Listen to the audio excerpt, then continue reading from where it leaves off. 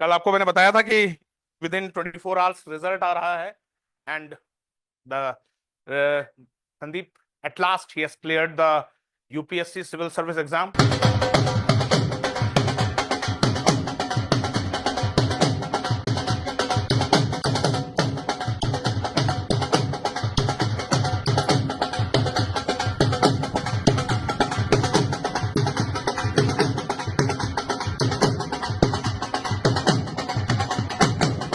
ये मतलब आप जानते हैं कि इस एग्जाम को क्वालिफाई करना कितनी बड़ी बात है।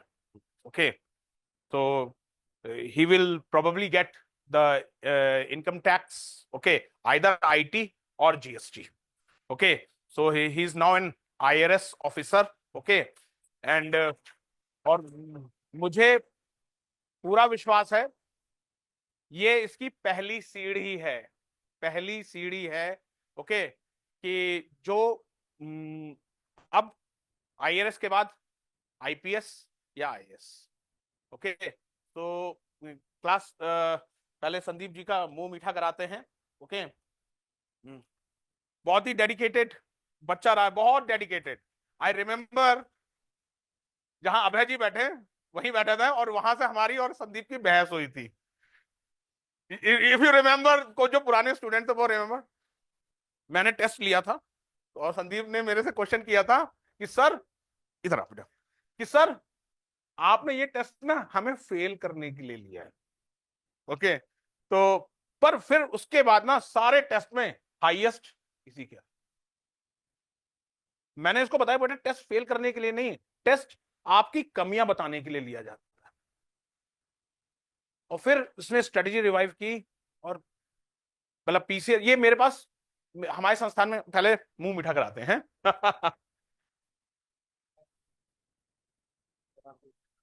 Okay, thank you. He knows things about IAS. Okay, और आप जैसे एक आम स्टूडेंट रहा है इंजीनियरिंग, इलेक्ट्रिकल, सिविल इंजीनियरिंग, मतलब जो इंजीनियरिंग में सबसे जो टफेस्ट माना जाता है। ओके, तो उससे इंजीनियरिंग किया। Okay, all up to you Sandeep. Hello everyone, कैसे आप लोग? बढ़िया। तो मैं भी यहीं का स्टूडेंट था 2023 तक का। जो मेरा लास्ट क्लास अटेंड की थी वो सितंबर 2023 थी और मैं वहाँ बैठता था। उसके बाद पहला मेरा प्री क्वालिफाई हुआ था, उसके बाद mains, then interview, final merit list में लास्ट टाइम 16 अप्रैल को रिजल्ट था, नहीं आया था। इस बार फिर अगेन क्लियर हुआ था, मेंस, इंटरव्यू, और लकीली इस बार है 946। इससे पहले एक इंटरव्यू मैंने पीसीएस का भी देखा है, उसमें भी कुछ नंबर से रुक गया था। बैकग्राउंड के बारे में बात करो तो जो मेरा ग्रेजुएशन था वो सिविल इंजीनियरिंग से था, कुमाऊं इंजीनियरिंग कॉलेज। 10th और 12th केंद्रीय विद्यालय नंबर 1 बनबसा कैंट, जो टनकपुर में है, वहाँ से किया था। प्लस अभी तो इन डिटेल कुछ स्ट्रेटेजी बता नहीं सकता। अगर आप लोग के कोई पर्टिकुलर डाउट्स है तो आप लोग पूछ सकते हो रिगार्डिंग एनीथिंग। अभी तो कोप अप नहीं कर पा रहा। लास्ट टाइम का जो था, लास्ट तक का 21 पेजेस सर्च करते जाओ, फिर नाम नहीं दिखता था और ऐसा लगता था रिजल्ट से एक दिन पहले तक का नंबर कैलकुलेट करते रहते थे, GS1 में इतने आए होंगे, ऐसे में इतने आए होंगे। फिर लास्ट में जब नाम नहीं होता तो बहुत ही डिजेक्टेड हो जाता था कि अरे पता नहीं होगा, नहीं होगा। फिर इस बार जब था, वही फिर से सेकंड एंड लास्ट पेज पे नाम था, तो जब वो 19 पेज सर्च कर रहा था तब ऐसा लग रहा था अरे इस बार भी नहीं होगा। फिर क्या, फिर से प्रीलिम्स जाना पड़ेगा। लेकिन नाम आए तो ठीक लग रहा है। अभी तो वो पूरा सब बंद कर नहीं रखा, टाइम लगेगा फिर बता। पर्टिकुलरली जो भी आप प्लान बनाते हो वीकली या मंथली, उसमें 10 डेज या वीकली बनाते हो 2 डेज खाली छोड़ देते हो, क्योंकि मालूम है वो कवर होना है नहीं। ठीक है, सबके साथ ऐसा होता है। लेकिन पर्टिकुलरली जो भी प्लान बना रहे हो मेक श्योर करो कि बैकलॉग ना रहे। आज मैंने पूरा दिन मूवी देखने में, क्रिकेट खेलने में निकाल दिया, तो मैं कोशिश करता था कि कल का पूरा दिन उस बैकलॉग को क्लियर करूँ। बैकलॉग नहीं होना चाहिए, बाकी सब चलते रहेगा, क्योंकि एंजाइटी होगी 2 दिन नहीं पढ़ा जाएगा, नहीं पढ़ा जाएगा, रिजल्ट नहीं आएंगे। अभी प्रीलिम्स के टेस्ट सीरीज होगी उसमें नंबर नहीं आएंगे, सी सेट क्लियर नहीं होगा। लेकिन लगातार करते रहना है, जो लॉन्जेविटी है या जो कंसिस्टेंसी है वो रहना चाहिए। अच्छा संदीप, इंटरव्यू की कैसे प्रिपरेशन की, कहाँ कहाँ क्या क्या सोर्सेज उठाए, या मेंस की प्रिपरेशन से इंटरव्यू की प्रिपरेशन शुरू हो जाती हाँ सर, लास्ट टाइम जो मेरा इंटरव्यू था उसमें मेरे one of the lowest number थे, 145।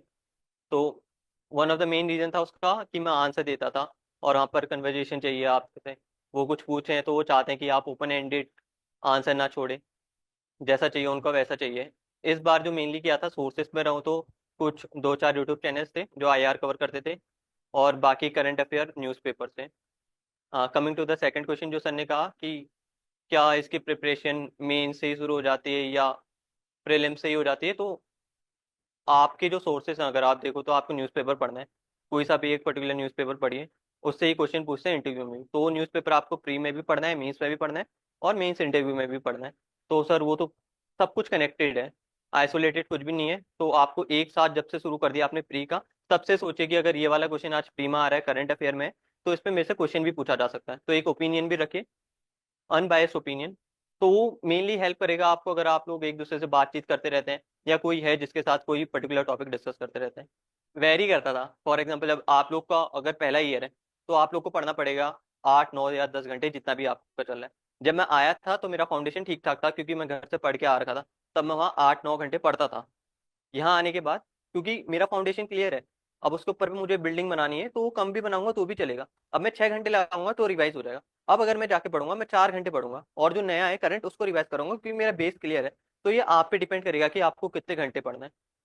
शुरुआत में टाइम लगेगा, ऐसा नहीं कि 6 घंटे 7 घंटे, शुरुआत में 8 घंटे 9 घंटे 10 घंटे पक्का लगेंगे, लेकिन उसके बाद वो डिक्रीज होते रहेगा जैसे जैसे आपके पास नॉलेज आती रहेगी।